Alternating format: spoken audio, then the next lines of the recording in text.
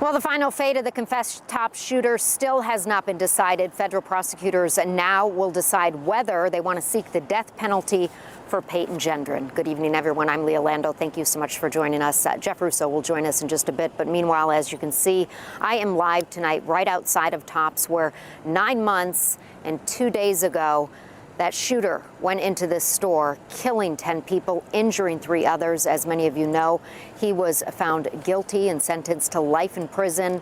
He'll never see the light of day as a free man again. That was yesterday. Now here we are about 24 hours later, and the case is moving into the federal system, where they will decide whether or not he will seek the death penalty. Right now, Peyton Gendron is in the Livingston County Jail facing more charges. He's facing more than 24 federal counts, including more than a dozen hate crime charges, carrying with them the possibility, as we mentioned, of the death penalty. Senior reporter Eileen Buckley was inside the federal courthouse in downtown Buffalo, where this morning the case against the top shooter took another step forward. The top shooter appeared in federal court Thursday, just 1 day after being sentenced to life without parole on state charges. It is where he agreed to be transferred into temporary custody of U.S. Marshals until the federal 27-count indictment is concluded. Peyton Gendron is no longer at the Erie County Holding Center in Buffalo and is now being held at the Livingston County Jail. The federal case includes 10 counts of hate crimes and firearms charges. But I believe a trial will put domestic terrorism on trial. Right? It'll put racism on trial. U.S. Judge Kenneth Schrader asked attorneys about moving this case forward, as the public has a right to a speedy trial.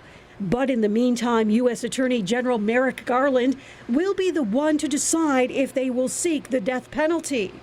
Zanetta Everhart, whose son Zaire Goodman was injured and survived the shooting, and Ebony White, who lost her uncle Haywood Patterson, say they are not in favor of the death penalty, but a trial would let Americans see the truth about racism. The trial will show the ugly truth. It will talk about the actions of one person, but the collective of what is breeding around racism, systematic racism. And we have to deal with racism. We have to deal with domestic terrorism.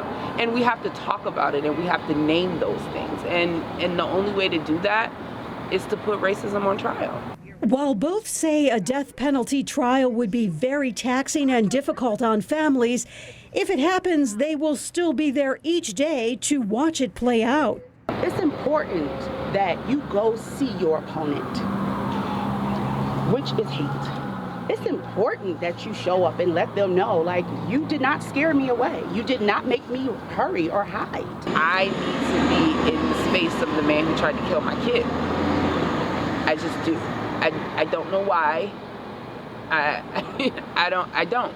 I just want to be here, though. The next court appearance for the gunman is set for March 10th in federal court. That is the same date the judge has ordered the countdown to the federal trial to begin, within 120 days.